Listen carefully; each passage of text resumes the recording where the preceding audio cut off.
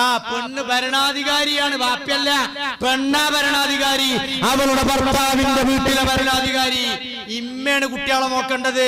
ഉമർ റളിയല്ലാഹു തആലാന്റെ മുമ്പിൽ വന്നിട്ട് റസൂലുള്ളാഹിന്റെ മുമ്പിൽ വന്നിട്ട് ചോദിക്കാണ്, ഞാൻ ഏറ്റവും കടപ്പെട്ടത് ആരോട് ഞങ്ങളോട്. നമ്മൾ കച്ചറുണ്ടാക്കുമ്പോഴേ കച്ചറുണ്ടാക്കുമ്പോ പെണ്ണുങ്ങളാര് പറയും, നബി 3 സ്ഥാനം തന്നത് ഞങ്ങൾക്കാണ്. അത് പൗറ് നടിക്കാനുള്ളതല്ല, അതിന്റെ മഹത്വം മനസ്സിലാക്കാനുള്ളതാ. ഭർത്താവും ഭാര്യയും തമ്മിൽ സൗന്ദര്യപ്പടക്കം ഉണ്ടാവുമ്പോ നിങ്ങൾ പറയും പോലൊന്നല്ല, ഞങ്ങൾക്ക് 3 നബി സ്ഥാനം തന്നിക്കിടാന്ന് ഭർത്താവിനോട് അഹങ്കരിക്കാനുള്ളതല്ല.